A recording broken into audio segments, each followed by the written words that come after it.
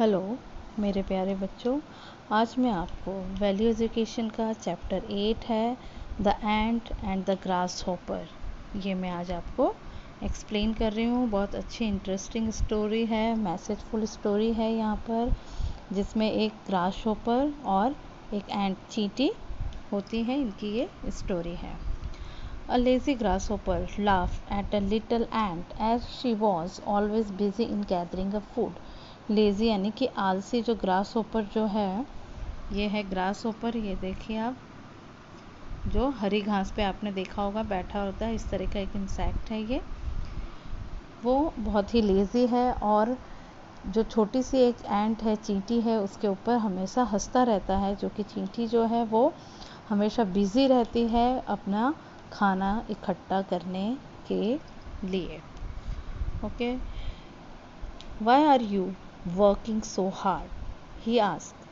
कौन? Grasshopper जो है वो एंट से कहता है कि तुम क्यों काम इतना कठिन परिश्रम कर रही हो।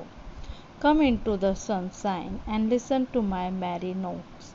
और क्या कहता है कि तुम इस चमकती सनशाइन में, चमकती धूप में आओ और मेरे जो म्यूज़िक जो है ना, ये जो गिटार जो बजा रहा है उसे तुम सुनो आके। But the ant went on her work. लेकिन एंट जो है वो अपने काम पर चली जाती है। She said, I am collecting food in a store for the winter. और एंट जो है चींटी, वो क्या कहती है, मैं फूड यानी खाने को इकट्ठा कर रही हूँ, स्टोर कर रही हूँ।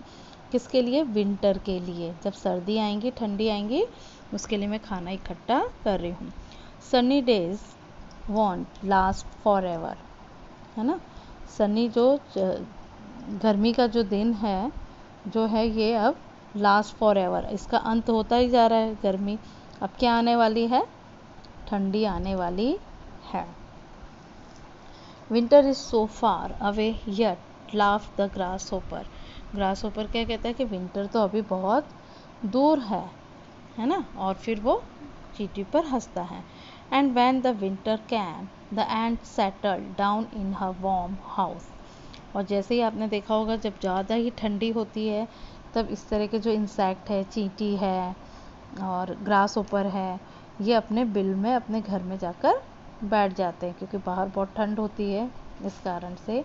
तो जैसे ही जब ठंड आती है तो एंट जो थी वो अपने घर में सेटल हो गई, क्योंकि बिल जो होते हैं उनके वो गर्म रहता है, इसलिए ठंडी से बचने के लिए वो अपने घर में ही रहते हैं, अपने बिल में रहते हैं वो एंट के जो घर जो होता है उसमें। और एंट के पास बहुत सारा, क्योंकि उसने पहले से ही खाना इकट्ठा करके रखा था, तो वो अपने घर में प्लेंटी ऑफ फूड के साथ थी, उसे कोई चिंता नहीं थी। Okay, the and when the winter came the ant settle down in her warm house. She had plenty of food to last the whole winter. पूरे ठंडी भर के लिए उसके लिए बहुत सारा खाना था। The grasshopper had nothing to eat. लेकिन ग्रास होपर जो था उसके पास अब खाने को कुछ नहीं था। So he went to the ant and begged her for a little corn.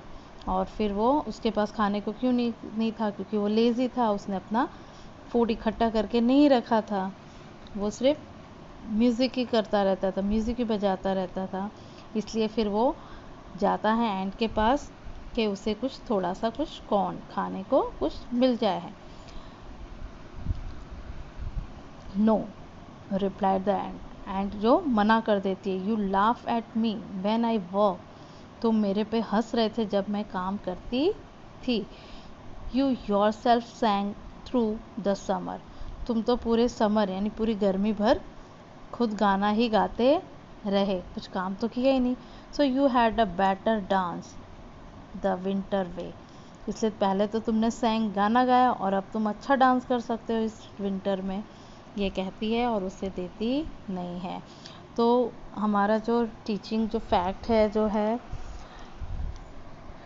कि हमें मेहनत करनी चाहिए, है ना। लेज़ी नहीं रहना चाहिए। जिस तरह से चींटी ने मेहनत करके आने वाले समय तक के लिए उसने अपना पूरा प्लान करके रखा था, इस तरह से हमें भी रखना चाहिए, आलस नहीं दिखाना चाहिए।